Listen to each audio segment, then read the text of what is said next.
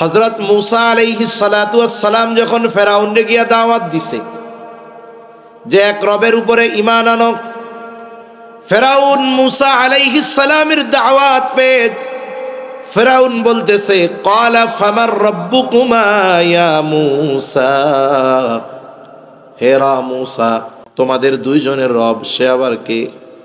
কারণ ফেরাউনের দাবি সেই নিজে রব, এজন্য সে ঘোষণা দিয়েছে আনা রব্বুকুমুল আলা। এখন তোমাদের দুইজনের রব আবার কে? আমি হইলাম এই মিশরের রব। মূসা আলাইহিস সালাম তখন পরিচয় দিয়েছেন রব্বুনাল্লাযী আ'তা কুল্লা শাইইন খালকাহু সুম্মা হাদা। আরে আমাদের রব তো তিনি, যিনি আমাদের সৃষ্টি করেছেন, শুধু তাই না সব কিছুকে তিনি সৃষ্টি করেছেন, সাথে সাথে সৃষ্টি করে ছেড়ে দিয়েছেন তা না, আবার পথ নির্দেশনা দিয়ে দিয়েছেন। তিনি হলেন আমাদের রব।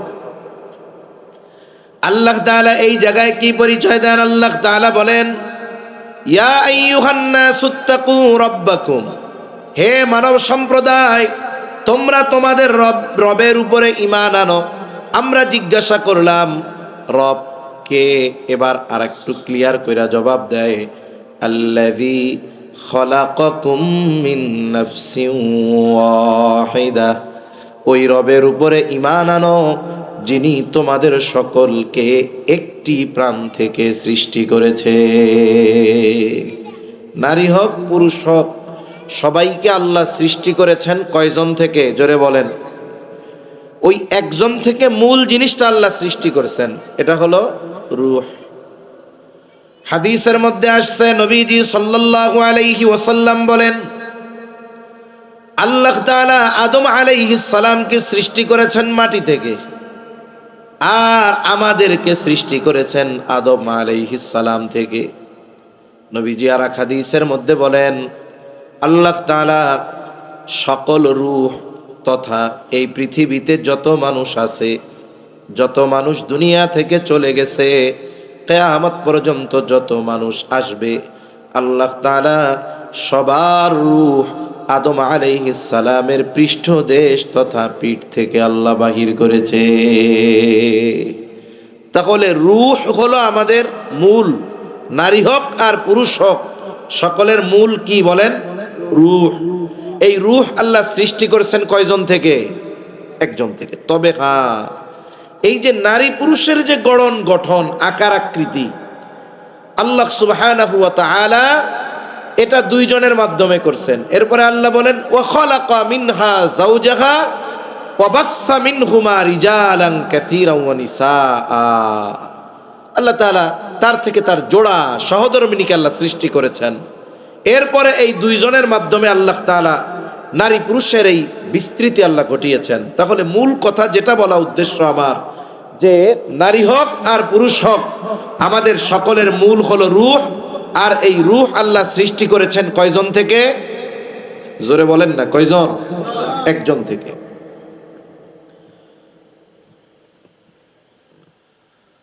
তাহলে রূহ সৃষ্টি হয়েছে একজন থেকে, আল্লাহ সৃষ্টি করেছেন একজন থেকে। এবার আসেন রূহের পরিচয়, নারী হোক কিবা পুরুষ, আল্লাহ তাআলা সকলের রূহের পরিচয় আলাদা আলাদা দেন নাই, সকলের রূহের পরিচয়ও একটা। আল্লাহ তাআলা কোরআনুল কারীমের মধ্যে রূহের পরিচয় দিয়েছেন। রাসূল আকরাম সাল্লাল্লাহু আলাইহি ওয়াসাল্লাম যখন নিজের নবুয়তির কথা কাফেরদেরকে জানাইলেন, কাফেররা তারা চিন্তা করতেছে এই ব্যক্তি কেমনে নবী হয়, এই ব্যক্তি কেমনে রাসূল হয়। কারণ মক্কায় ইসমাঈল আলাইহিস সালামের পরে বনি ইসমাঈলে আর কোনো নবী আসে নাই। একেবারে শেষ নবী মুহাম্মদুর রাসূলুল্লাহ সাল্লাল্লাহু আলাইহি ওয়াসাল্লাম। দীর্ঘকাল এই বংশে কোনো নবী নাই। কিন্তু বনি ইসরাইল, নবীজি সাল্লাল্লাহু আলাইহি ওয়াসাল্লাম বলেন বনি ইসরাইল কখনো নবী শূন্য হয় নাই। একজন নবী ইন্তেকাল করছে তো সাথে সাথে আল্লাহ তাআলা আর একজনকে নবুয়ত দিয়া ওই শূন্য জায়গাটা আল্লাহ পূরণ করে দিয়েছে। তাদের উপরে আসমানি কিতাব নাজিল হয়েছে। কোরআন ছাড়া বাকি তিনটা যে বড় কিতাব নাজিল হয়েছে বনি ইসরায়েলের উপরে। জাবুর নাজিল হয়েছে বনি ইসরায়েলের উপরে, তাওরাত নাজিল হয়েছে বনি ইসরায়েলের উপরে, ইনজিল নাজিল হয়েছে বনি ইসরায়েলের উপরে। ধারাবাহিকভাবে তাদের কাছে নবী আসছে এবং তাদের কাছে ওই সময় পর্যন্ত আসমানি কিতাব সংরক্ষিত আছে। তাইলে নবী রাসূল হওয়ার জন্য কেমন হওয়া দরকার এটা মক্কার কোরাইশদের চাইতে ভালো জানবে কারা? আহলে কিতাব, ইহুদি খ্রিস্টান যারা তারা। আর মক্কার মুশরিকদের ধারণা কি ছিল? তারা মনে করতো যেই ব্যক্তি নবী হবে, যেই ব্যক্তি রাসূল হবে, সে মানুষের মতো হাঁটা চলা করতে পারবে না, বাজারে যাইতে পারবে না, খাইতে পারবে না, সাধারণ মানুষের মতো হবে না। এই জন্য তারা বলতো মালি হাদার রাসূল ইয়াকুলুত তাআম ওয়া ইয়ামশি ফিল আসওয়াক। এটা কেমন রাসূল? নবীজির ব্যাপারে কাফেররা বলতো যে কেমন রাসূল, ইয়াকুলুত তাআম, দেখি খাবার খায়, হ্যাঁ, আবার বাজারেও যায়, বিবাহ শাদীও করছে, বাচ্চা কাচ্চা হইছে, তাহলে এটা আবার কেমন রাসূল? এলে এক ধারণা। দ্বিতীয় ধারণা কি নবীজির ব্যাপারে?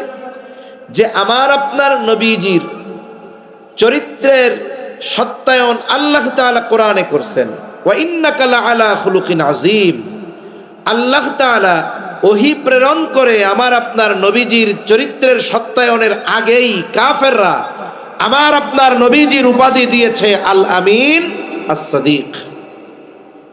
কাফেররা জানে এ মুহাম্মদ গোটা হায়াতে মিথ্যা তো বহুদূর, একটা অপ্রয়োজনীয় বানোয়াট কথাও বলে নাই। সেই ব্যক্তি নিজেরা রাসূল দাবি করতেছে, এটা হলো এক চিন্তা। আর এক চিন্তা কি? যে যেই ব্যক্তি রাসূল হবে, যেই ব্যক্তি নবী হবে, সে তো খাবার খাবে না, সে তো পথ চলবে না, সে তো বাজারে যাবে না, বিবাহ শাদী করবে না। এখন এই দুই বিষয় নিয়ে তারা একটা সমাধানে যাওয়া দরকার। এরপরে যা হয় হবে, বিশ্বাস করুক আর না করুক পরের হিসাব। আগে তো নিশ্চিত হতে হবে যে ওনার কথাটা বাস্তব কিনা। এখন এই বিষয়টা যাচাই বাছাই করা যায় কেমনে?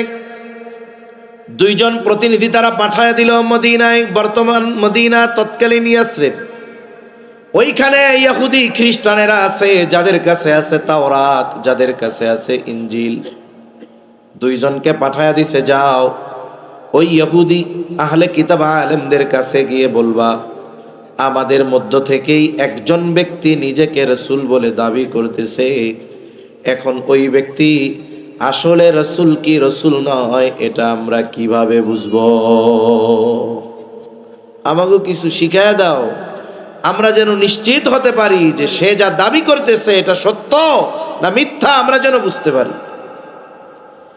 এই দুইজন গিয়া যখন তাদের কাছে সব খুইলা বলছে, আহলে কিতাব আলেমরা তাদেরকে তিনটা প্রশ্ন শিখিয়ে দিয়েছে। তিনটি প্রশ্ন বলল, এই তিনটা প্রশ্ন গিয়ে ওই ব্যক্তিকে করবা যে তোমাদের মধ্যে নিজেকে রাসূল দাবি করে। যদি এই তিন প্রশ্নের জবাব ওই ব্যক্তি দিতে পারে সে যে রাসূল, এ ব্যাপারে কোনো সন্দেহ নাই। আর যদি জবাব না দিতে পারে তাহলে সে নবী রাসূল কিছুই না। কেন? কারণ তারা যেই তিনটা প্রশ্ন শিখায়া দিছে, এই তিন প্রশ্নের জবাব দুনিয়াবি লেখাপড়া দিয়ে দেওয়া যাবে না। এই তিন প্রশ্নের জবাব দেওয়ার জন্য ওহীর প্রয়োজন, আর ওহী নবী রাসূল ছাড়া আর কারো কাছে আসে না। ওরা এসে এই তিনটা প্রশ্ন নবীজি সাল্লাল্লাহু আলাইহি ওয়াসাল্লামকে করছে। একটা প্রশ্ন, এক প্রশ্ন হলো ওই যুবকদের ব্যাপারে জানতে চাইবা যারা এক ঘুমে 300 বছর কাটায়া দিছে, আসহাবে কাহাফের ব্যাপারে। আরেকটা হলো বাদশাহ জুলকারনাইনের ব্যাপারে। আরেক প্রশ্ন হলো রূহ কি জিনিস। এই তিন প্রশ্ন তার কাছে তোমরা করবা, সে যদি জবাব দিতে পারে সে যে রাসূল, এ ব্যাপারে কোনো সন্দেহ নেই। এই তিন প্রশ্ন নিয়ে কাফেররা চলে আসছে, নবীজিকে এই তিনটি প্রশ্ন করা হলো। ওই সময় নবীজি সাল্লাল্লাহু আলাইহি ওয়াসাল্লামের কাছে প্রত্যেক দিন ওহী নিয়ে জিবরাইল আলাইহিস সালাম আসতেন। নবীজি সাল্লাল্লাহু আলাইহি ওয়াসাল্লাম তো এই তিন প্রশ্নের জবাব জানেন না। ওহী লাগবে এই তিন প্রশ্নের জবাবের জন্য। কাফেরদের প্রশ্নের পরে নবীজি বললেন, ঠিক আছে, তোমাদের এই 3 প্রশ্নের জবাব আগামীকাল জানায় দেওয়া হবে। স্বাভাবিকভাবে নবীজি এটা বলেছেন, কারণ দৈনিক জিব্রাইল আলাইহিস সালাম আসে। এই দৃষ্টিকোণ থেকে নবীজি বললেন আগামীকাল জানায় দেওয়া হবে। তবে নবীজি সাল্লাল্লাহু আলাইহি ওয়াসাল্লাম ইনশাআল্লাহ বলতে ভুলে গেছেন। নবীজি সাল্লাল্লাহু আলাইহি ওয়াসাল্লাম ইনশাআল্লাহ বলেন নাই। এখন পরের দিন কাফেররা হাজির, আমাদের প্রশ্নের জবাব দেন। নবীজি জবাব কেমনে দিবে? কারণ জিব্রাইল আলাইহিস সালাম তো আসে নাই। একে একে মুফাসসিরিনে কেরাম বলেন 15 দিন ওহী আসা বন্ধ ছিল। ইতিমধ্যে কাফেররা আনন্দ উল্লাস শুরু করে দিল। সত্যই যদি মুহাম্মদ নবী হতো তাহলে আমাদের এই 3 প্রশ্নের জবাব দিতে পারতো। ওই কয়েকটা দিন কত চিন্তা, কত পেরেশানির মধ্যে আমার আপনার নবীজির কাটছে। 15 দিন পর জিব্রাইল আলাইহিস সালাম সব প্রশ্নের জবাবের উত্তর নিয়ে হাজির। সাথে সাথে এই উম্মতের জন্য গুরুত্বপূর্ণ একটি শিক্ষা স্বয়ং আল্লাহ তাআলা দিলেন।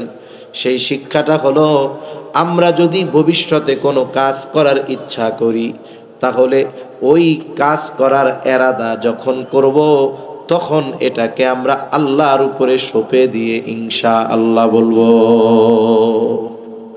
এই শিক্ষাটা উম্মতের জন্য, যদিও বলতেছে আল্লাহ নবীজিকে, কিন্তু শিক্ষা আমাদের জন্য। আল্লাহ তাআলা বলেন, ওয়ালা তাকুলান্না লিশাইইন ইন্নী ফাইলুন যালিকা গাদা ইল্লা আইয়াশা আল্লাহ। আল্লাহ তাআলা বলেন, ওয়ালা তাকুলান্না লিশাইইন ইন্নী ফাইলুন যালিকা গাদা। আপনি কোন বিষয়ের ব্যাপারে এমনটা বলবেন না যে এটা আমি আগামীকাল করব, বরং কি বলবেন? ইল্লা আইয়াশা আল্লাহ, বরং বলবেন ইনশাআল্লাহ এটা আমি আগামীকাল করব। তাই মুসলমানদের একটা পরিভাষা এটা, যে সে যখনই ভবিষ্যতে কোনো কিছু করা বলা এই বিষয়ের কিছু ইচ্ছা করে, সাথে মুসলমান ইনশাআল্লাহ বলবে। ইনশাআল্লাহ আমি যাব, ইনশাআল্লাহ খাবো। এটা মুসলমানদের একটা পরিভাষা হওয়ার দরকার ছিল, এবং গুরুত্বপূর্ণ পরিভাষা। একে তো আমরা এটার ব্যবহার করি না, দ্বিতীয়ত অনেকে এই ইনশাআল্লাহ নার বদলে ব্যবহার করে। নার বদলে বুঝেননি, যে যেই জায়গায় না কইতে পারে না ওই জায়গায় ইনশাআল্লাহ কইয়া চালায়া দেয়। মনে করেন এক আসনে ক্যান্ডিডেট 10 জন, এক ভোটারের কাছে 10 জনই আসছে যে ভাই আগামী নির্বাচনে ভোটটা আমারে দিয়ে, নির্বাচন তো শেষ, এর লেগে কইতেছি আর কি, ভাই আগামী নির্বাচনে ভোটটা আমারে দিয়েন। কোদাল মার্কা আইছে ইনশাআল্লাহ। এরপরে আরেকজন আসছে ধানের শীষ নিয়া, কয় ইনশাআল্লাহ। আরেকজন আসছে দাড়িপাল্লা নিয়ে, কয় ইনশাআল্লাহ। আরেকজন আইছে রিক্সা নিয়ে, কয় ইনশাআল্লাহ। আরেকজন আইছে মই নিয়ে, কয় ইনশাআল্লাহ। ভোট কি সবাইরে দিব না একজনরে দিব? কে কারে ভোট দিবে তার দিলের মধ্যে আছে না, কিন্তু মুখ দিয়া কইছে কি? এখন এই ইনশাআল্লাহ কি আসলে কইছে না নার বদলে কইছে? আমাদের অভ্যাস এরকম অনেকের আছে যে সে করবে না, কিন্তু মুখের উপরে না বলি কেমনে, এই জন্য ইনশাআল্লাহ কইয়া চালায় দেয়। অনেক সময় শব্দ ব্যবহারের কারণে এর ওজন আমরা নষ্ট করে ফেলি, অথচ ইনশাআল্লাহ এটা কত বড় গুরুত্বপূর্ণ শিক্ষা আমাদের জন্য, যে নবীজি এটা বলেন নাই, এতে কিন্তু গুনাহ হয় নাই। আবার নবীজি এটা মনে করার কোনো সুযোগ নাই। আমি আপনি এই যে রোজার মাস আসতেছে, রোজা রাখছে রোজাদার, দুপুরবেলা দেখে যায় রে সামনে তো মজার মজার খাওন, এখন ভুলে গেছে রোজা নাই, রোজা যে আছে ভুলে গেছে, পেট ভইরা খাইছে। বলেন তো, পেট ভইরা যে খেয়ে ফেললো, এরপরে আরেকজন খাই তুই তো রোজা, এবার সাথে সাথে মুখে যা আছে সব ফালাই দিয়া কুলি টুলি করে পরিষ্কার টরিষ্কার করে রেডি। বলেন তো তার কি রোজা ভাঙছে? আমার আপনার মতো মানুষ ভুলে পেট ভইরা খেয়ে ফেললে রোজা ভাঙে না। নবীজি ইনশাআল্লাহ বলেন নাই, এটা আল্লাহর ইচ্ছা। হয়তো এই উম্মতকেই শিক্ষাটা দিতে চান, এজন্য আল্লাহ হয়তো নবীজির জেহেন থেকে সরায়া দিয়েছেন। যেমন শবে কদরের হাদিসে কি আসছে, নির্দিষ্ট তারিখ আল্লাহ জানায় দিয়েছেন, দুই সাহাবীর মধ্যে দ্বন্দ্ব, নবীজি নিরসন করতে গেছেন আর ভুলে গেছে। এখন ভুলে গেছেন না, ভুলায়া দিছে কে? আল্লাহ ভুলায়া দিছে। সেজন্য একই কথা, ব্যক্তির অবস্থানের কারণে এই শব্দের পরিবর্তন করতে হয়।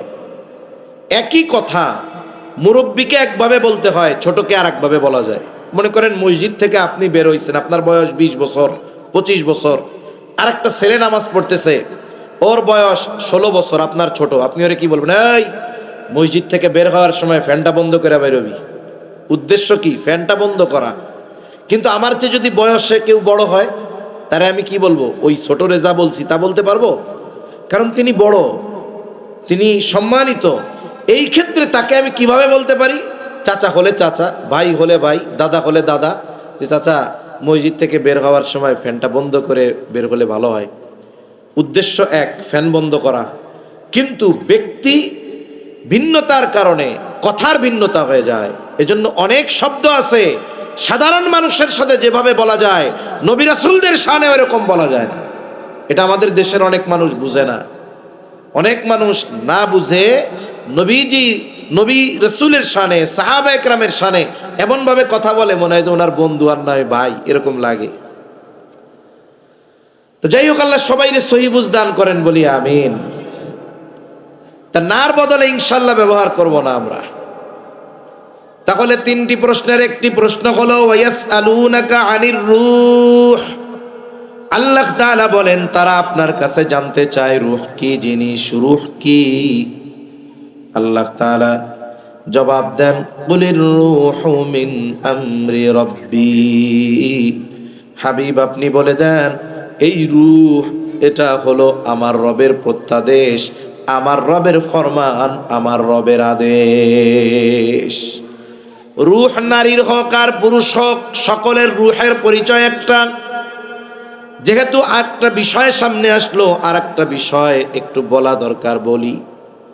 আল্লাহ তাআলা রূহের পরিচয় দেওয়ার সাথে সাথেই বলেন, ওয়ামা উতিতুম মিনাল ইলমি ইল্লা কলিলা। আল্লাহ তাআলা বলেন যে আপনি বলেন রূহ হলো আমার রবের নির্দেশ, আদেশ, প্রত্যাদেশ, ফরমান, অর্ডার, যা বলেন বলেন। এর পরপরই আল্লাহ কি বললেন? তোমাদেরকে অতি সামান্য জ্ঞান দেওয়া হয়েছে, তোমাদেরকে অতি সামান্য জ্ঞান দেওয়া হয়েছে। কেন? কারণ যেটা বস্তু, এটার আকৃতি আছে, সেটার ওজন আছে, সেটার একটা রং আছে। রূহ যদি বস্তু হয়, তাইলে এর রংটা কেমন, এটা দেখতে কেমন, ওজন কেমন, আল্লাহ তাআলা কেমন যেন আগের থেকেই জানায় দেন, বান্দা এটা নিয়ে অ্যানালাইসিস করার মতো, এটা নিয়ে গবেষণা করার মতো ইলম তোমাদেরকে দেওয়া হয় নাই। তোমাদের ইলম অতি অল্প। এতটুকুই বিশ্বাস করে নাও যে রূহ এর পরিচয় কি? রূহ হলো আমার রবের নির্দেশ। সুবহানাল্লাহ। মানুষের জ্ঞান কত কম, আমাদের জ্ঞান যে কত কম, আমরা যদি এইটাও বুঝতাম কাজে লাগতো। আমাদের অবস্থা হলো এরকম যে আমাদের ইলম যে কত কম, এটাও আমরা বুঝি না। আমাদের ইলম যে কত কম, এটাও আমরা বুঝি না। একটা ঘটনা বলি, কথা তো একদিক থেকে আর এক দিকে যায়, এরপরেও বলি। কোরআনুল কারীমের মধ্যে কয়েকটি শিক্ষা সফরের ঘটনা আছে। শিক্ষা সফর বলতে কি, আমাদের দেশে বাসে মাইক লাগাইয়া হাই স্কুল থেকে, কলেজ থেকে ছেলে মেয়ে একসাথে নাচানাচি করে সামনে লেখা থাকে শিক্ষা সফর। এই শিক্ষা সফরের আগে একটা কথা উজ্জ্বল আছে। কি উজ্জ্বল আছে? শিক্ষার আগে শব্দ শুধু দিতে হবে কয় রস্যকারে কু। এখন বলেন, শিক্ষা সফরের আগে যদি কু লাগাই দেই, তাইলে কি শিক্ষা সফর হবে? কু শিক্ষা সফর। কারণ ওই শিক্ষা সফরে গিয়ে না ধর্মীয় কোনো শিক্ষা অর্জন হয়, না নীতি নৈতিকতার কোনো শিক্ষা অর্জন হয়। ওই ধরনের শিক্ষা সফরে গিয়ে অশ্লীলতা, বেহায়াপনার শিক্ষা ছাড়া আর কিছুই হয় না। ওই ঢাকা থেকে যুবক যুবতী আসে কক্সবাজারে শিক্ষা সফরে, না এই জায়গায় আইসা নীতি নৈতিকতা শিখে, এই জায়গায় আইসা অঙ্ক গণিত এগুলা শিখে। কি গণ? এই জায়গায় তো প্রেম প্রীতি আর অবৈধ পাপাচারের শিক্ষা পায়। এজন্য এগুলাকে শিক্ষা সফর বলার কোনো সুযোগ নেই। এই দুনিয়াতে শিক্ষা সফর কি? ইলম অর্জনের সফর, দাওয়াত ও তাবলীগের সফর, হজ উমরার সফর, এইগুলা হলো শিক্ষা সফর। মুসা আর খিজির আলাইহিমাস সালাম এই দুইজনের একটা শিক্ষা সফরের ঘটনা কোরআনুল কারীমে সূরা কাহাফের মধ্যে আছে। আমার মূল কথাটাই শুধু বলা উদ্দেশ্য, ঘটনাটা বলার সুযোগও নাই, সময়ও নাই। যখন দুইজনের সফর শুরু হইল শর্ত নিয়া যে মুসা আলাইহিস সালাম খিজির আলাইহিস সালামের কোনো কর্মকাণ্ডের ব্যাপারে প্রশ্ন করতে পারবে না, তবে আল্লাহ যে মুসা আলাইহিস সালামকে পাঠাইছেন খিজির আলাইহিস সালামের কাছে, কেন, কোন উদ্দেশ্যে, এটা তো খিজির আলাইহিস সালামকে আল্লাহ তাআলা জানায় দিয়েছে। এই সফরটা হলো ইলম কেন্দ্রিক সফর। ওই প্রশ্নের সূচনা সবচেয়ে বড় আলেমকে, মুসা আলাইহিস সালামের স্বাভাবিক জবাব আমি। জবাবটা এক দৃষ্টিকোণ থেকে ঠিক আছে, তাহলে এটা ইলমকে কেন্দ্র করে একটা সফর। সফর দুইজনের শুরু হলো, দুইজন এবার নৌকায় একটা সমুদ্র পাড়ি দিচ্ছে, নৌকা চলতেছে। হঠাৎ একটা দৃশ্য দুইজনের চোখে পড়লো, দুজনেই দেখতে পাইল সমুদ্রের মধ্যে একটা পাখি উড়ন্ত অবস্থায় সমুদ্রের সাথে ঠোঁট লাগায়া পানি পান করতেছে। খিজির আলাইহিস সালাম এইবার মুসা আলাইহিস সালামকে বলে, ভাই মুসা, আল্লাহ তাআলার ইলম যদি গোটা সমুদ্রের পানির সমপরিমাণ হয়, আল্লাহর ইলম যদি গোটা সমুদ্রের সব পানির পরিমাণ হয়, আল্লাহ তাআলার ইলমের তুলনায় গোটা সৃষ্টি জগতের ইলম ওই পাখির ঠোঁটে লেগে থাকা এক ফোঁটা পানির চাইতেও কম। তাহলে মানুষ আমরা আমাদের ইলম কত কম এটা আমরাও বুঝি না। তাই আল্লাহ বলেন যে রূহ আমার আদেশ, এটা নিয়ে এত গবেষণা চিন্তা না কইরা এটা এর উপরেই ছাইড়া দাও, কারণ এটা বোঝার মতো জ্ঞান তোমাদের দেওয়া হয় নাই, তোমাদেরকে অতি সামান্য জ্ঞান দেওয়া হয়েছে। আর আমাদের অবস্থা কি? আমাদের জ্ঞান যে কত কম এটাও আমরা বুঝি না। তাহলে কথা বলতেছিলাম যে আল্লাহ তাআলা নারী আর পুরুষের মধ্যে মৌলিকভাবে কোনো তারতম্য রাখেন নাই, আর নারী হোক আর পুরুষ হোক তাদের মৌলিক জিনিসটা যেটা, সেটার নাম হলো রূহ। আল্লাহ তাআলা রূহ সৃষ্টি করেছেন একজন থেকে, সাথে সাথে রূহের পরিচয়ও আল্লাহ তাআলা দিয়েছেন একটা।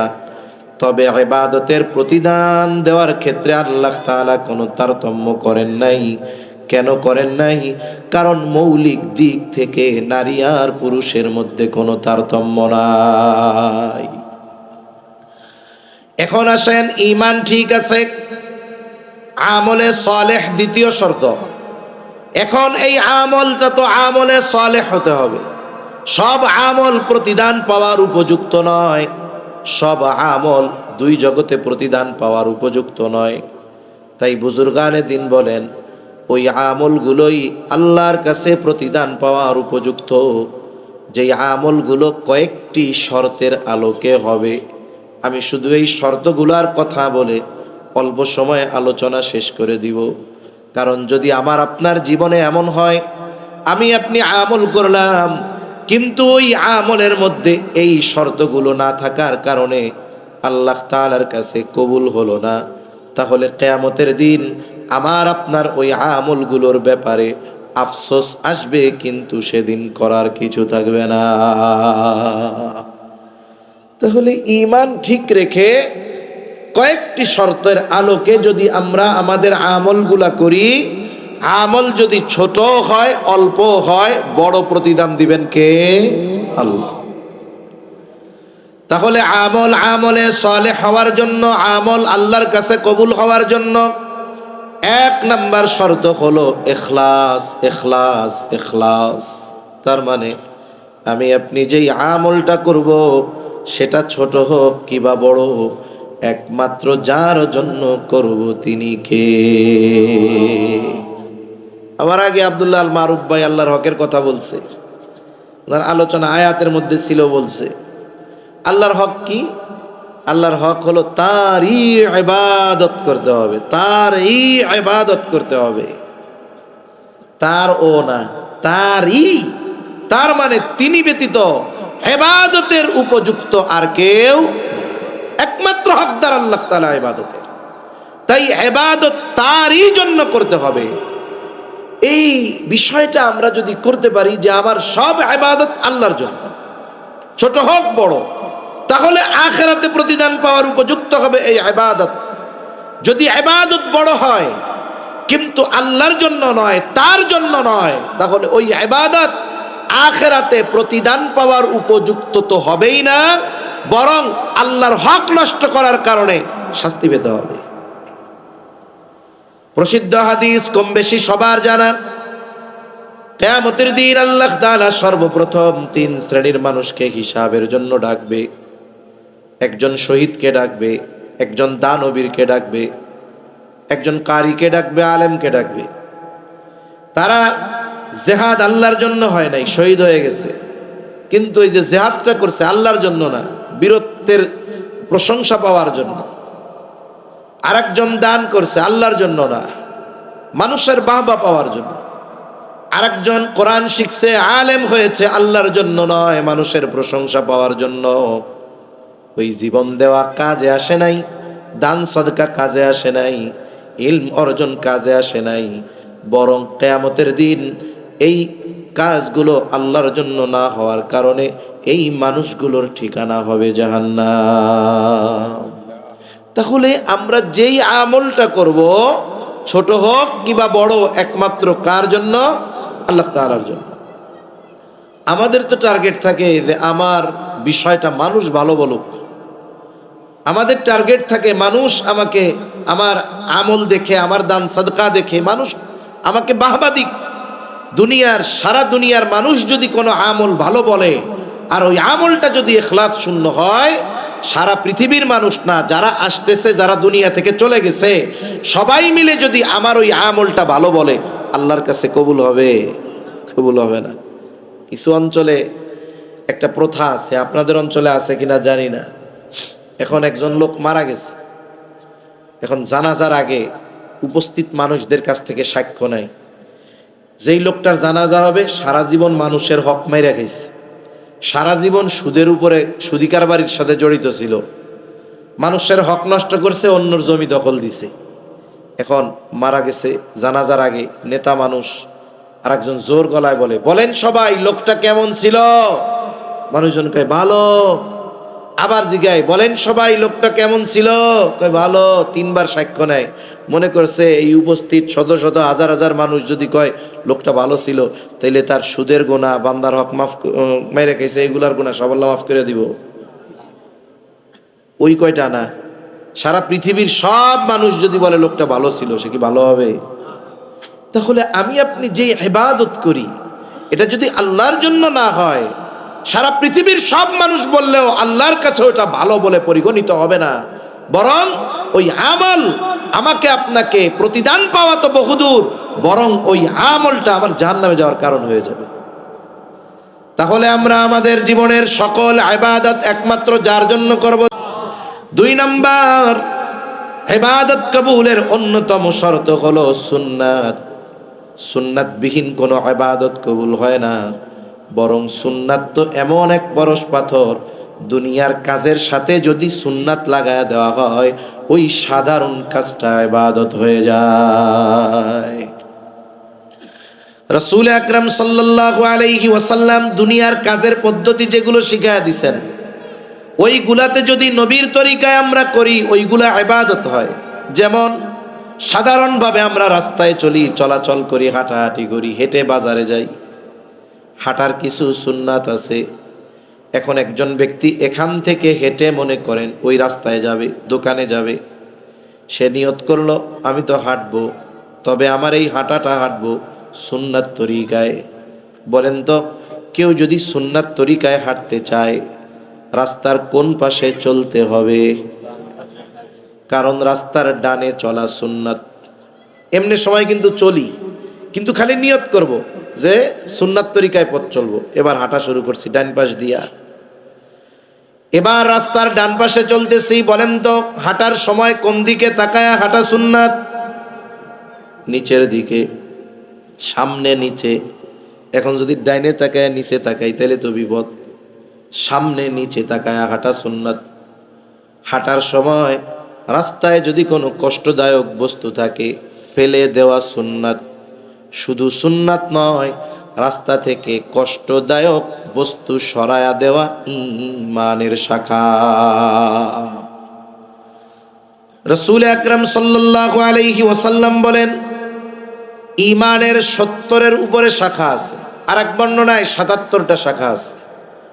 এর মধ্যে সর্বোত্তম শাখা কি? ফাআফযালুহা কাউলু লা ইলাহা ইল্লাল্লাহ।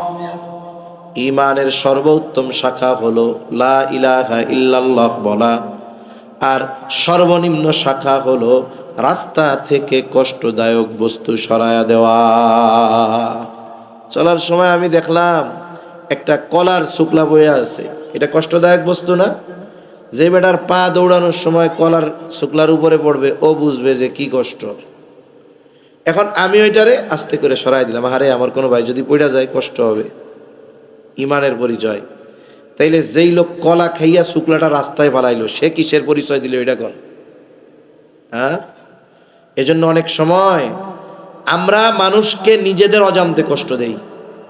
কষ্ট দেই যে এটা আমরা মনেও করি না। এ কাজগুলো ঠিক না। তাই চলার পথে যদি কোনো কষ্টদায়ক বস্তু সামনে পড়ে এটা ফলায় দেওয়া।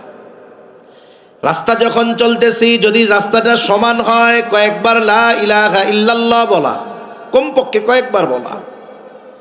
রাস্তা যখন একটু উঁচু হবে অথবা কোনো সিঁড়ি দিয়ে উঠবো, এক সিঁড়ি হোক আর দুই সিঁড়ি হোক, উপরে উঠতে আল্লাহু আকবার বলা। আমি নিচে নামবো, এক সিঁড়ি হোক, এক হাত হোক আর লিফটে হোক আর যেভাবেই হোক সুবহানাল্লাহ বলা। বলে এইভাবে যদি আমি আমার রাস্তা চলি, বাড়ি থেকে বাজারে গেলাম, এই রাস্তায় চলাচলটা সুন্নাত তরিকায় হওয়ার কারণে এটা আমার আমলনামায় ইবাদত বলে যোগ হয়ে যাবে। অথচ সাধারণভাবে এই আমল আমরা করি, হাঁটি আর কি, কিন্তু নিয়ত আর সিস্টেম অবলম্বন করলাম, ইবাদত হয়ে গেল। লাইট নিভাইয়া ঘুমাই, এটাও ইবাদত। নবীজি সাল্লাল্লাহু আলাইহি ওয়াসাল্লাম বলেছেন রাতে ঘুমানোর সময় বাতি নিভাইয়া ঘুমাইবা। এখন তো কারেন্টের লাইট, ওই সময় তো আর কারেন্টের লাইট ছিল না। ওই সময় আরবরা জ্বালাইতো, জাইতুন দিয়া বাতি জ্বালাইতো তারা। বাতি যদি জ্বালায় ঘুমায় কমপক্ষে দুইটা সমস্যা। এক নম্বর সমস্যা এটা হলো অপচয়। একজন মানুষ যখন ঘুমাবে তার তো আলোর দরকার নাই, বেহুদা বাতি জ্বললে অপচয় হবে। আর আল্লাহ বলেন ইন্নাল মুবাযযিরিনা কানু ইখওয়ানাশ শায়াতিন। অপচয়কারী শয়তানের ভাই। দ্বিতীয় বিষয় কি? একটা সময় আমাদের অঞ্চলে ছোটবেলায় অনেক ঘটনা এরকম ঘটছে। তেল দিয়া বাতি জ্বালাইতো আগে, বাড়ির মালিক ওই বাতি বন্ধ না করে ঘুমায় গেছে। রাতের বেলায় ইঁদুর বের হইছে। ইঁদুর যখন বের হয় বিড়ালে আক্রমণ করে, একটা লড়াই চলে। ইঁদুর বা বিড়ালের আঘাতে ওই তেলের বাতিটা পড়ে গেছে। গোল বাতি গড়ায়া গড়ায়া বাড়ির বেড়ার সাথে গিয়া লাগছে। এখন না বিল্ডিং টিল্ডিং অনেক কিছু। আগে গ্রাম অঞ্চলে, আমাদের অঞ্চলে হয়তো পাট খড়ির বেড়া ছিল বেশি, বাঁশের বেড়া, হোগলার বেড়া, এগুলো অল্পতে আগুন ধরে যায়। অনেক বাড়ি শুধুমাত্র এই অসতর্কতার কারণে বাতি নিভাইয়া ঘুমায় নাই। এই অসতর্কতায় বাতির থেকে আগুন লেগে ঘর বাড়ি পুড়ে সব ছাই হয়ে গেছে। অনেক সময় হয়। তা এখন তো কারেন্টের বাতি, এইটা জ্বালায় রাইখা ঘুমাইলেও তো অপচয় হবে। নবীজি বাতি নিভাইয়া ঘুমাইতে বলছেন। এখন আমি তো বাতি নিভাই, সুইচটা অফ করার সময় শুধু নিয়ত করব নবীজি বাতি নিভাইয়া ঘুমাইতে বলছে, বিসমিল্লাহ বলে সুইচ অফ করলাম, বলে এই সুইচ অফ করাটাও আমার আমলনামায় ইবাদত বলে যোগ হয়ে যাবে। সুবহান। তাহলে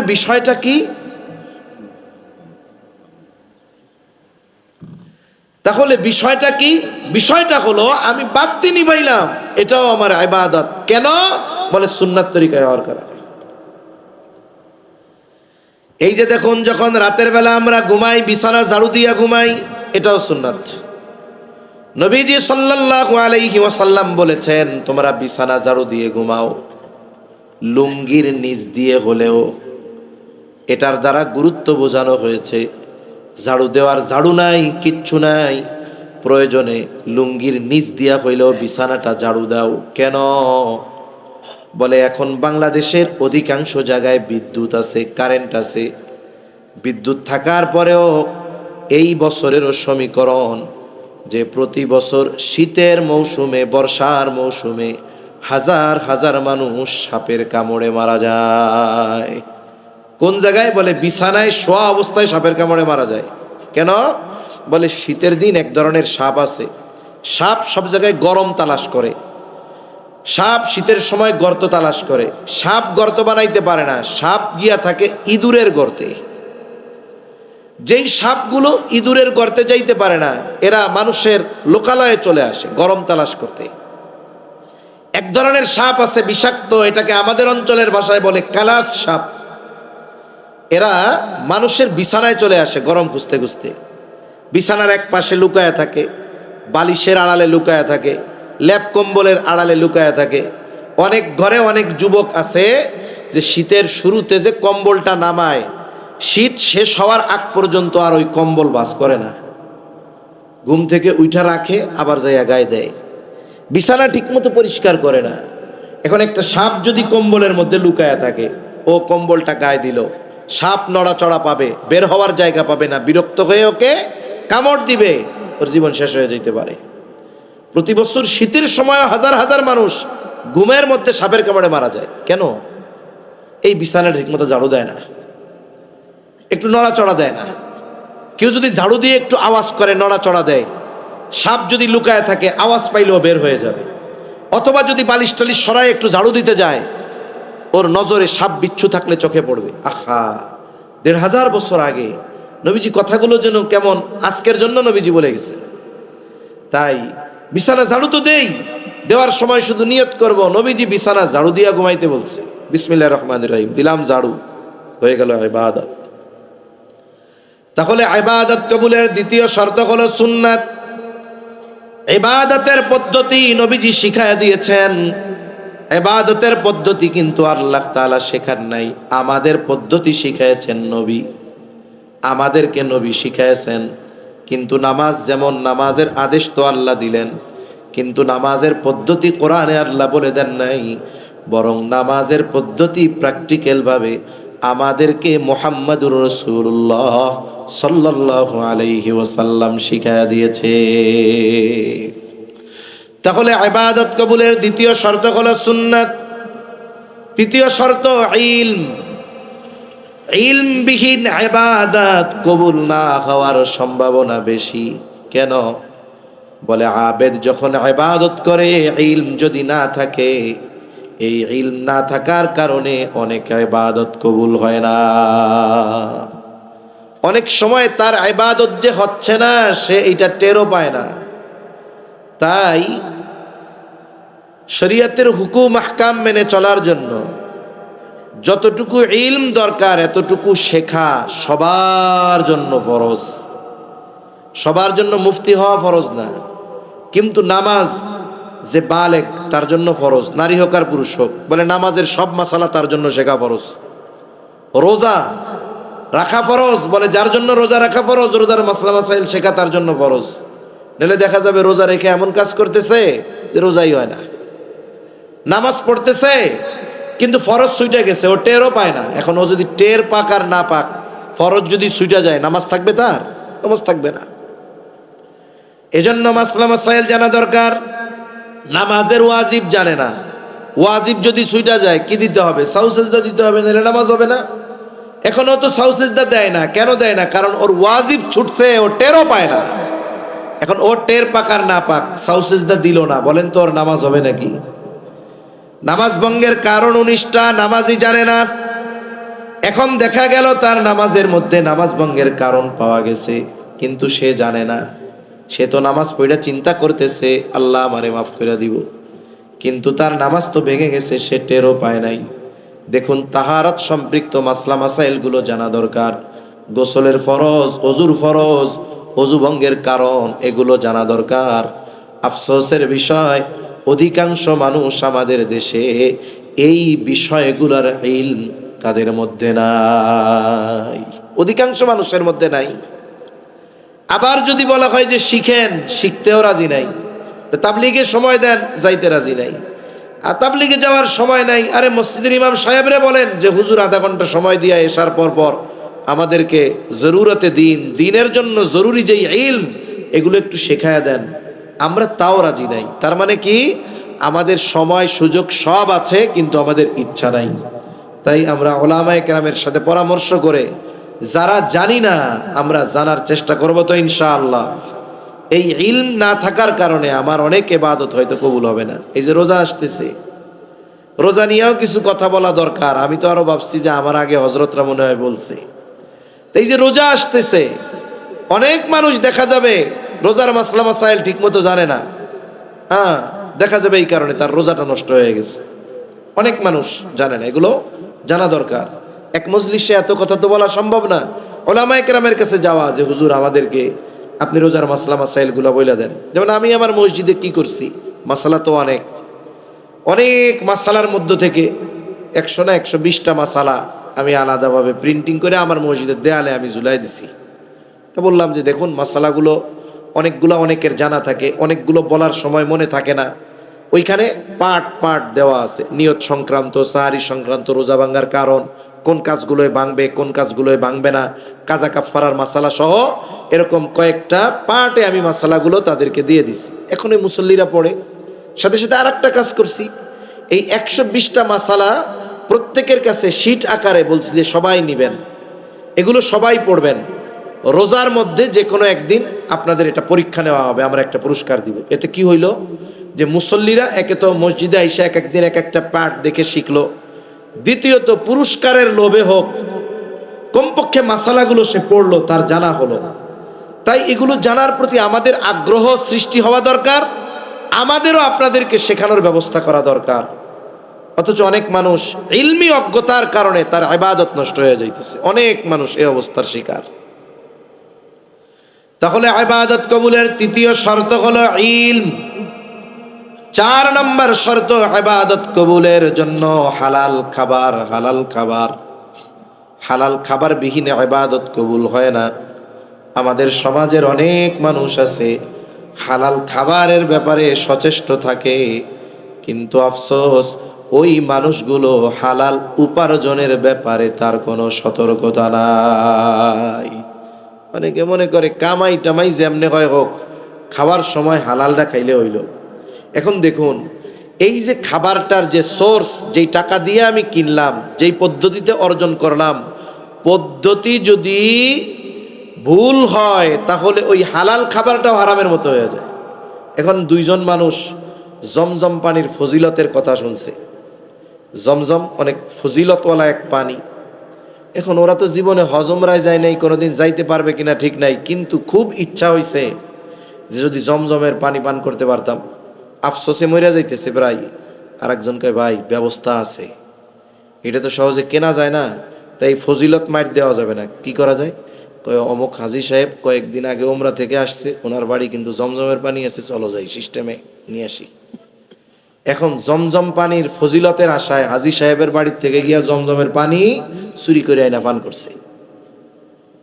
এখন বলেন তো, এই যে চুরি কইরা আইনা পান যে করলো, এই যে পদ্ধতি যে অবলম্বন করলো, এই কারণে ওইটা তাদের জন্য হারাম হইছে। অথচ জমজমের পানি কি হারাম নাকি? গরুর গোশত এটা তো হালাল, কিন্তু আপনি যখন হারাম টাকা দিয়ে কিনতেছেন আপনার জন্য ওটা হারাম হয়ে যাচ্ছে। সেজন্য উপার্জন হালাল দরকার, খাবারটাও হালাল দরকার। তাই ইসলাম হালাল উপার্জনের ব্যাপারে কত গুরুত্ব দিয়েছে। ইসলাম যদি কেউ ফরজ ইবাদত ঠিক রেখে হালাল উপার্জনের নিয়তে হালাল কাজ করে, এই হালাল উপার্জনের নিয়তে হালাল কাজটাকে ইসলাম ইবাদত বলে অভিহিত করেছে। রাসূলুল্লাহ সাল্লাল্লাহু আলাইহি ওয়াসাল্লাম বলেন, কাসবুল হালালি ফরিদাতুম বাদাল ফরিদা। ফরজ ইবাদতের পরে অন্যতম ফরজ ইবাদত হলো হালাল উপার্জন করা। কোনো ব্যক্তি যদি ফরজ ইবাদত ঠিক রেখে হালাল উপার্জনের নিয়তে হালাল কাজ করে, তার কাজটা যত ছোট হোক, যদি কাজটা হালাল হয়, ওই যে ফরজ ইবাদত ঠিক হালাল উপার্জনের নিয়তে হালাল কাজ করে, বলে তার এই কর্মটা তার আমলনামায় ইবাদত বলে যোগ হয়ে যায়। আমাদের সমাজে অনেক মানুষ আছে, কোনো ব্যক্তি যদি তার পেশাটা ছোট হয়, কোনো হালাল পেশা ছোট না, তবে সামাজিক দৃষ্টিকোণ থেকে কিছু ছোট পেশা আছে না।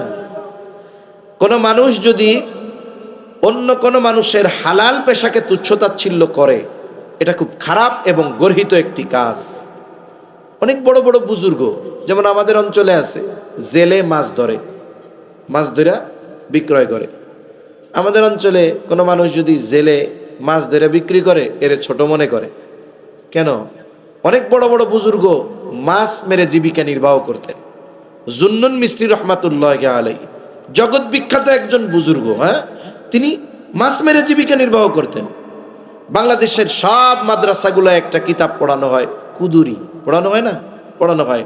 আলিয়া বলেন, ওহাবি কন, সুন্নি কন, যা কন কন, আলিয়া কন, কওমি কন, যাই বলেন, সব জায়গায় এই কিতাবটা পড়ায়। যিনি লিখছেন আবুল হাসান কুদুরি, উনি কি করতেন? মাড়ির হাড়ি বেলা বানাইতেন। এজন্য পেশা যদি হালাল হয়, ওই পেশাকে তুচ্ছতাচ্ছিল্য করা যাবে না। আমাদের সমাজে অনেক মানুষ আছে, মানুষকে লজ্জা দেওয়ার জন্য তার নাম পরিচয় উল্লেখ না করে তার কর্ম পরিচয়কে সামনে আনে না। অনেক সময় একজন মানুষ রিক্সা চালায়, আমি এটা ছোট পেশা বলতেছি না, কথার কথা। মনে করেন মজলিস, বড় মজলিস, অনেক ওলামায়ে কেরাম আছে, অনেক ডাক্তার, ইঞ্জিনিয়ার, প্রফেসর আছে, যে কোনো একটা সমস্যার সমাধান দীর্ঘ সময় হচ্ছে না, কিন্তু ওই রিক্সাওয়ালা ভাই তার জেহেনে আসছে যে ওই বিষয়টা এই রকম করলে সমস্যার সমাধান হতে পারে। এখানে তো অনেক উচ্চ শিক্ষিত মানুষ, তাদের মাথা গরম, সমাধান হইতেছে না। এখন আমার ওই ভাই দাঁড়াইছে যে ভাই আমার একটা কথা আছে, যদি আপনারা একটু শুনতেন তাইলে মনে হয় সমাধান হইতো। এখন ওই লোকের পেশা কথার কথা রিক্সা চালানো। এখানে তো ডাক্তার, ইঞ্জিনিয়ার, প্রফেসর আছে, তখন কি করে? ওই বেড়া রিক্সাওয়ালা, কথা নৌকোজ বেড়া, এই জায়গায় কত বড় বড় মাথাওয়ালারা রইছে, এরা সমাধান দিতে পারে না, তুই বেড়া রিক্সা চালাইন না বাড়ি, রিক্সাওয়ালা তুই বেড়া সমাধান দিবি, বল বেড়া, এরকম বলে কি বলে না? আচ্ছা, ওই লোকটার একটা নাম আছে না, ওই লোকটার একটা পরিচয় আছে না? আপনি কেন তার কর্মটাকে সামনে আনলেন? আপনার উদ্দেশ্য তার পেশাকে সামনে এনে তাকে লজ্জা দেওয়া। খবরদার, এরকম কাজ কখনো আমরা করব। একজন মাটি কাটে, একজন কামলা দেয়, দিন মজুর, আল্লাহর কসম, একজন হারাম উপার্জনকারী সমাজের মানুষের চোখে সম্মানিত হারাম উপার্জনকারীর চাইতে একজন সুইপার, মানে পায়খানা পরিষ্কার কইরা যে ইনকাম করে, ওই ব্যক্তির ওই উপার্জন আর ওই ব্যক্তি আল্লাহর কাছে বেশি প্রিয় সুদখোর, ঘুষখোরের চাইতে। এজন্য হালাল উপার্জনের প্রতি গুরুত্ব দেওয়া, হালাল খাবারের প্রতি গুরুত্ব দেওয়া। কারণ কোনো ব্যক্তি যদি হারাম খায়, হারাম উপার্জন করে, তাহলে তার কোনো আমল আল্লাহর কাছে কবুল হয় না, তার দোয়া কবুল হয় না। নবীজি বলেন, লা ইয়াদখুলুল জান্নাতা জাসাদুন গুদিয়া বিল হারাম, হারাম বক্ষণকারীর শরীর জান্নাতে প্রবেশ করবে না। হারাম বক্ষণকারীর দোয়া কবুল হয় না, সাথে সাথে হারাম বক্ষণকারীর ইবাদত আল্লাহ কবুল করে না। তাহলে এই চারটা শর্ত ঠিক রেখে আমরা যদি ইবাদত করতে পারি, তাহলে পুরস্কার কয় ধরনের একটু জোরে বলেন তো? 2 ধরনের। এই যে রমজান মাস আসতেছে সামনে, আসলে তো রমজানের প্রস্তুতি নবীজি তো নিতেন রজব থেকে।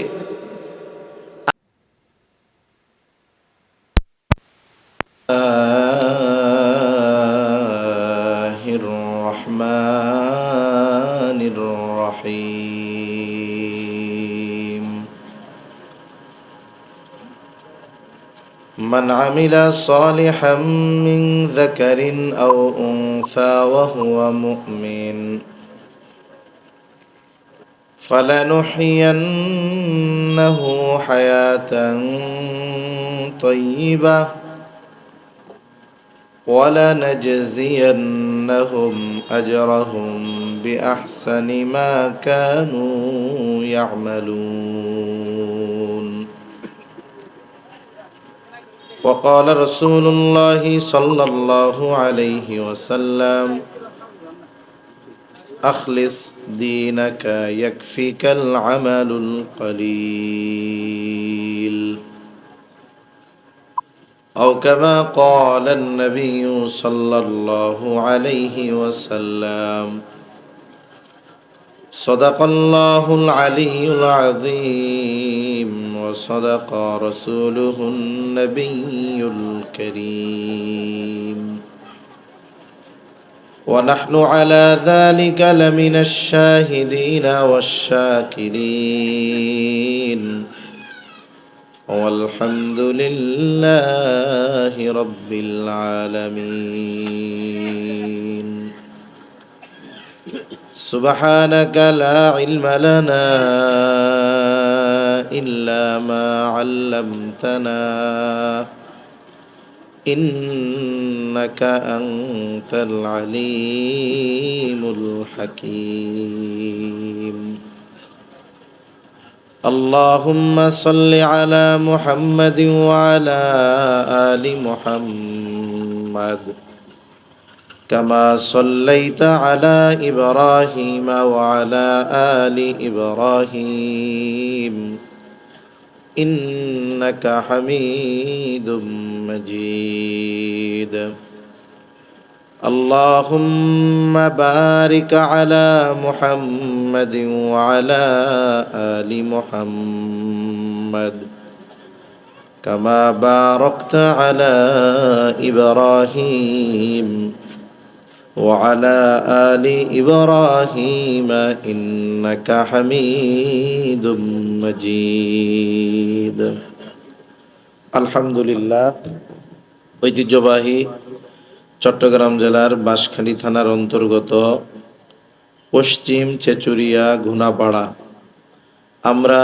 ঘুনাপাড়াবাসীর উদ্যোগে সমাজের সর্বস্তরে ইসলামী জীবন আদর্শ বাস্তবায়নের লক্ষ্যে ১৯তম ঐতিহাসিক ইসলামী সম্মেলনের সম্মানিত শ্রদ্ধেয় সভাপতি মণ্ডলী, আমন্ত্রিত উলামায়ে কেরাম, সামনে উপস্থিত মুরব্বিয়ানে কেরাম, সমবয়সী যুবক বন্ধু, স্নেহের ছোট ভাই, মাইকের আওয়াজ যত দূরে যায় নিজ নিজ স্থানে অবস্থানরতা সম্মানিতা শ্রদ্ধা মা ও বোন, আল্লাহ তাআলার দরবারে অগণিত শুকর যে মহান মালিক হায়াতে বরকত দিয়ে সুস্থ রেখে এতক্ষণ পর্যন্ত মাওলানা আব্দুল্লাহ আল মারুফ সাহেব হযরতের জবানে খুবই গুরুত্বপূর্ণ কথা শ্রবণ করবার, সেই ধারাবাহিকতায় আরও কিছু কথা মুযাকারা করার সুযোগ যে মহান মনিব দান করেছেন, সে মহান মনিবকে খুশি করার জন্য মহব্বতের সাথে অন্তর থেকে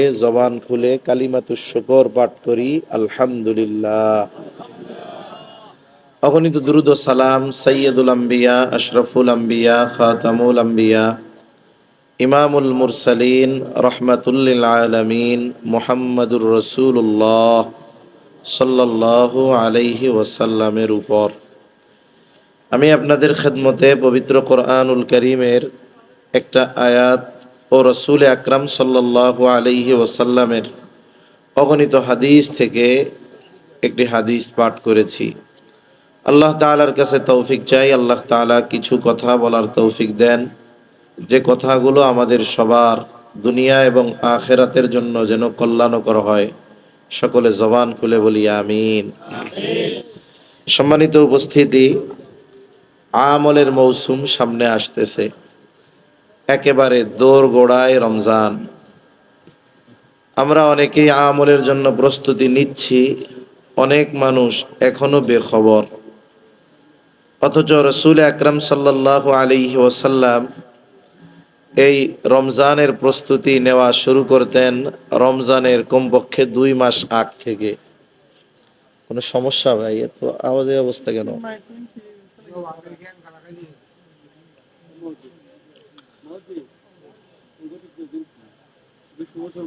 রজব মাস যখন আসতো, নবীজি সাল্লাল্লাহু আলাইহি ওয়াসাল্লামের রমজানের প্রস্তুতি রজব থেকে শুরু হয়ে যাইত।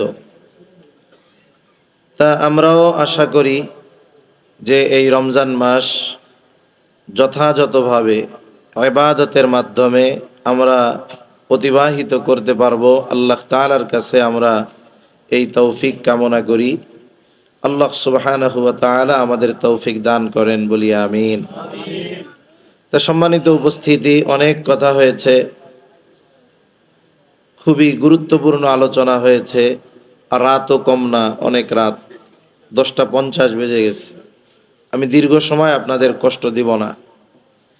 যেই কথাগুলো বলার নিয়তে আয়াত ও হাদিসখানা তিলাওয়াত করেছি, আল্লাহ সুবহানাহু ওয়া তাআলা যদি কোনো ব্যক্তি, সে হোক পুরুষ অথবা নারী, যদি ঈমানকে পরিশুদ্ধ করে আমল করে, নেক আমল করে, আল্লাহ তাআলা ওই ঈমানদার নারী এবং পুরুষকে দুই ধরনের প্রতিদান দান করবে। নেক কর্ম করনেওয়ালা, সে নারী হোক কিংবা পুরুষ হোক, দুই ধরনের প্রতিদান আল্লাহ তাআলা দান করবে। সহিহ মুসলিমের মধ্যে আসছে ইবাদতের প্রতিদান দেওয়ার বর্ণনা, যে ইবাদতের প্রতিদান আল্লাহ তাআলা কিভাবে দিবেন, ভালো কাজের প্রতিদান আল্লাহ কি দিবেন। রাসূল আকরাম সাল্লাল্লাহু আলাইহি ওয়াসাল্লাম জানায়া দেন, যখন কোনো ঈমানদার নেক কাজ করে, ঈমানদার যার ঈমান শিরিক মুক্ত, এই ধরনের নারী আর পুরুষ যদি নেক আমল করে, আল্লাহ তাআলা ওই ঈমানদারের নেক আমলের কিছু প্রতিদান দুনিয়ায় দেন, আর পরিপূর্ণ প্রতিদান আল্লাহ তাআলা আখিরাতে দিবেন। আল্লাহ তাআলাও বলেন, ওয়া ইন্নামা তুওয়াফাউনা উজুরাকুম ইয়াউমাল কিয়ামা। আল্লাহ জানিয়ে দেন, কিয়ামতের দিন তোমাদের মূলত দুনিয়ার কর্মের পূর্ণ প্রতিদান দেওয়া হবে। ঈমানদার তার নেক আমলের পূর্ণ প্রতিদান মূলত পাবে আখিরাতে, কিয়ামতের দিন। এখন এই দুনিয়াতে তো কাফের বেঈমান যারা, এরাও কিছু ভালো কাজ করে, কাফেররাও অনেক দান করে। দান আর সাদকার মধ্যে স্বাভাবিক পার্থক্য আছে। সাদকা করার আদেশ আল্লাহ তাআলা দিয়েছেন, সাদকার ফজিলত হাদিসের মধ্যে আসছে, কিন্তু দান এটা সাধারণভাবে সবাই করতে পারে, সবাইকে করা যায়। তাই যে দান করে কাফেররা, পৃথিবীর অনেক দেশে এমন মানুষ আছে যারা মানুষের জন্য খাবারের ব্যবস্থা করে, যারা মানুষের জন্য পোশাকের ব্যবস্থা করে। এই যে ভালো কাজগুলো, এগুলোর প্রতিদান কি হবে? রাসূল আকরাম সাল্লাল্লাহু আলাইহি ওয়াসাল্লাম জানিয়ে দেন, কাফের যখন কোনো ভালো কাজ করে, ওর ভালো কাজের প্রতিদান আল্লাহ দুনিয়াতে রিজিক দেওয়ার মাধ্যমে দিয়ে দেন। এজন্য অনেক সময় আমরা দেখি যে কাফেররা আমাদের চাইতে অনেক উন্নত, এদের শহরগুলো অনেক উন্নত, উঁচু উঁচু অট্টালিকা, দামি দামি গাড়ি, দামি দামি বাড়ি, অনেক বিলাসিতা তাদের দেখে। অনেক মুসলমান আছে দুর্বল ইমানের, এগুলো দেখার পরে তাদের প্রতি ধাবিত হয়ে যায়, আফসোস করে, আরে আমরা মুসলমান দুনিয়ায় লাঞ্ছিত বঞ্চিত হই, আবার এই দুনিয়ার এইগুলা থেকেও বঞ্চিত হইতেছি, আফসোস করে। আসলে বিষয়টা তা নয়, বরং আল্লাহ সুবহানাহু ওয়া তাআলা ওই কাফেরদের ভালো কাজের প্রতিদান হিসাবে দুনিয়াতেই আল্লাহ তাআলা তাদেরকে এগুলা দিয়ে দিয়েছে, আর আখিরাতে তাদের ভালো কাজের কোনো প্রতিদান নাই। তা ঈমানদার নারী আর পুরুষ যদি ভালো কাজ করে, দুই ধরনের প্রতিদান, এক ধরনের আখিরাতে আর এক ধরনের দুনিয়াতে। শর্ত কি? আল্লাহ তাআলা বলেন, মান আমিলা সালিহাম মিন যাকারিন আও উনসা ওয়া হুয়া মুমিন। মান আমিলা সালিহা, যে আমলে সালেহ করে, সৎ কর্ম করে, মিন যাকারিন আও উনসা ওয়া হুয়া মুমিন, নারী হোক কিবা পুরুষ, আর সে মুমিন, তাহলে উভয় জগতে নেক কাজের প্রতিদান যদি পাইতে হয়, তাহলে এক নাম্বার এবং কম্পালসারি যেই শর্ত, সেটার নাম হলো ঈমান।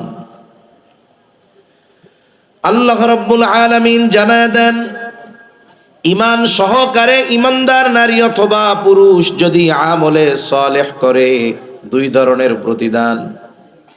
আল্লাহ তাআলা নেক কাজের প্রতিদান দেওয়ার ক্ষেত্রে নারী আর পুরুষের মধ্যে আলাদা কোনো তারতম্য করেন নাই। এমনটা হবে না নারী যদি তাহাজ্জুদ পড়ে পুরুষের চাইতে সওয়াব কম হবে, এমন নয়।